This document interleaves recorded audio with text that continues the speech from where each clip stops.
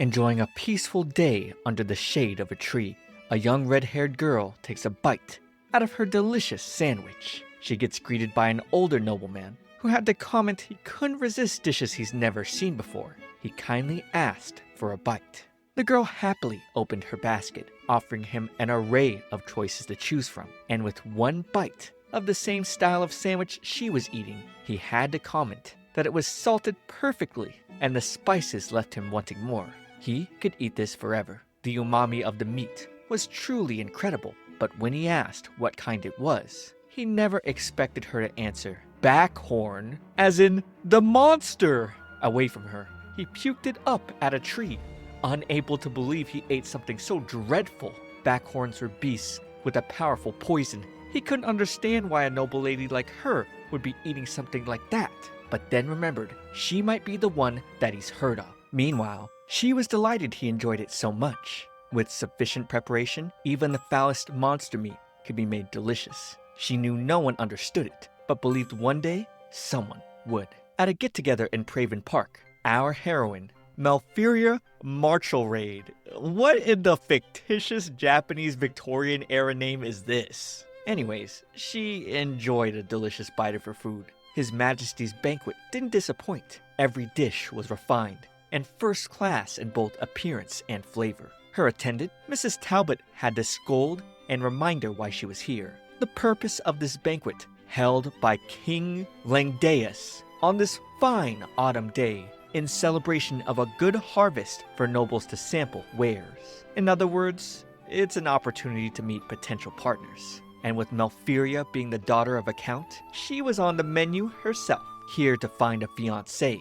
But honestly, none of her friends were here, and she was hardly interested. However, her stepmother told her if she didn't find a fiancé within the year, she'd be sent to a convent. Even her father was willing to accept anyone at this point, as long as they were a decent person. So, she attended upon their insistence. But the others here only gossiped about how she was unapproachable despite her lovely face. She ran away, feeling ashamed because everyone avoided her. Heading into the area where there were more knights than nobles, she thought to maybe look for a fiancé here, perhaps someone who didn't know her. She suddenly heard a woman scream about a monstrous beast, and everyone began to flee. She spotted a nearby elderly couple. The man's cane broke, and he couldn't walk, so Mel offered to help. But unfortunately, the monster would appear right behind her. It was a backhorn. These normally didn't appear in inhabited areas. She decided to lure the monster away from the couple, with her inadequacies running through her mind. She failed to find a fiancé, and now this. She didn't want to die here. Then suddenly, a silver-haired man would slice through the monster with his blade. In the blink of an eye, Aristide Rogier du Galbraith, the blood-mad Duke, had saved her. Somewhat deviously, he asked, "What is it?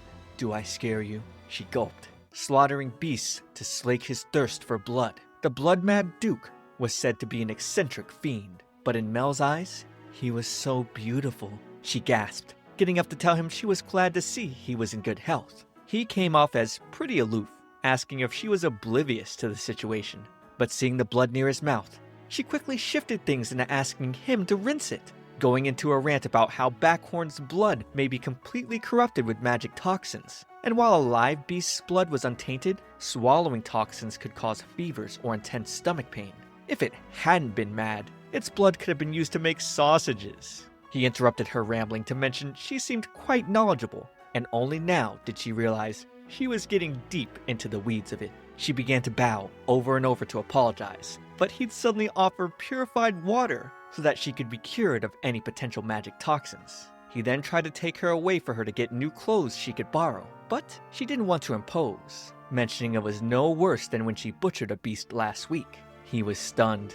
He asked her name, so she bowed again, introducing her full title, and this made him laugh. He's heard of her. She was the girl who eats monsters, the voracious Villainess. In this world, there were magical beasts and unusual plants known as monsters, which were different from standard creatures.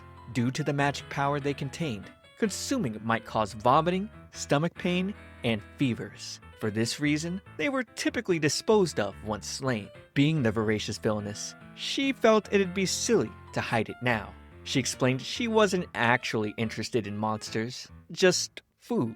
He could hardly believe that beast looked edible to her. However, she licked her lips in affirmation. She couldn't help but wonder how she could prepare it to make it delicious. The Duke looked like he'd never seen anyone like her before. She felt she screwed up again.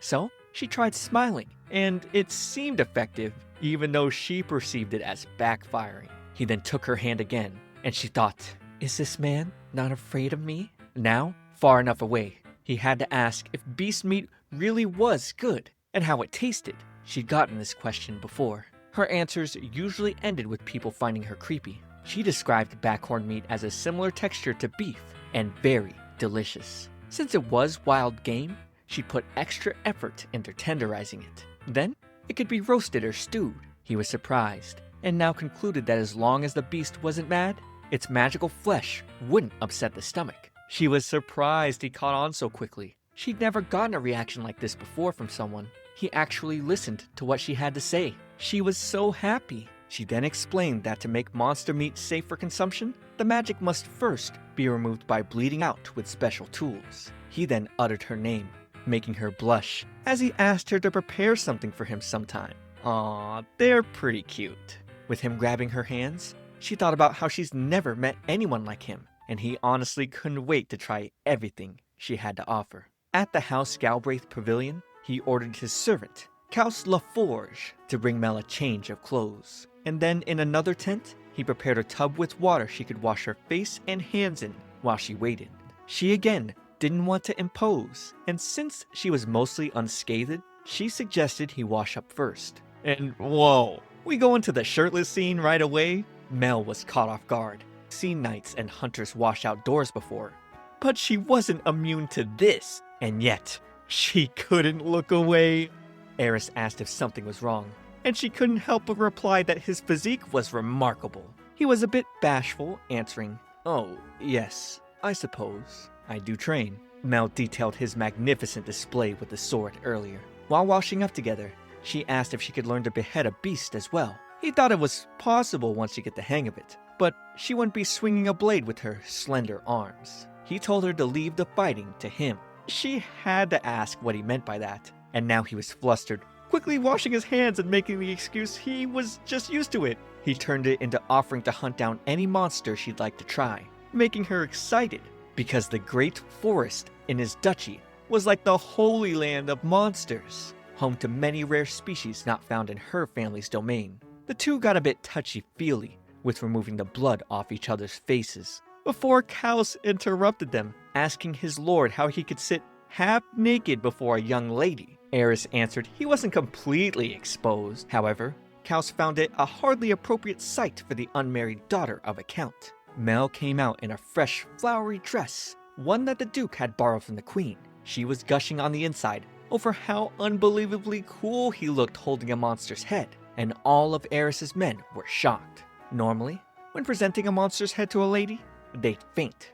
These two seemed like the perfect fit. Saying their goodbyes in the evening, the Duke mentioned next time he'd bring her a well-marbled royal moodle. The thought of it made Mel drool. She shook her head, thinking she was being naughty, possibly imposing him with her desires. She then told him the beast would taste better if captured alive, and he was willing to rise to the challenge. They said the blood-mad Duke was a bloodthirsty fiend, but she could tell now the rumors really were just talk. She saw him as a kind soul. From inside her carriage, she offered him a basket containing jerky from Skitspit, a beast from her family's territory. He took a bite immediately, and Caus was not happy that he didn't have it go through a taste tester first, telling him to spit it out. Eris then shoved it in Caus's mouth, and the servant described a strong flavor with umami that spread throughout the mouth. It was delicious, and now Eris was hopeful for other beast dishes. Mel's eyes widened. She's creeped people out before. They've spread malicious rumors about and shunned her. She ducked below her window to let her tears run. She felt the Duke was too kind. Saying their goodbyes again, she assumed he was just being polite. Perhaps just curious to know what monsters tasted like, what the rumored beast-eating voracious Villainess was like. But she wondered, just maybe, she could get her hopes up a little. Alright, what a fine ending to the first episode of this series. Name of the show in the pinned comment as always, check down below. Anyways, I think it's a fun mix of Shokugeki meets fantasy villainous shoujo. The animation quality isn't the greatest, but it isn't bad either. I'm hopeful because this series is actually based off of a novel that is both light novel and manga adaptations. I see the core messaging angle of love with two people that society doesn't accept because of their quirks, finding acceptance in one another, but what do you guys think? Subscribe to keep up with future parts, but for now, watch this next video.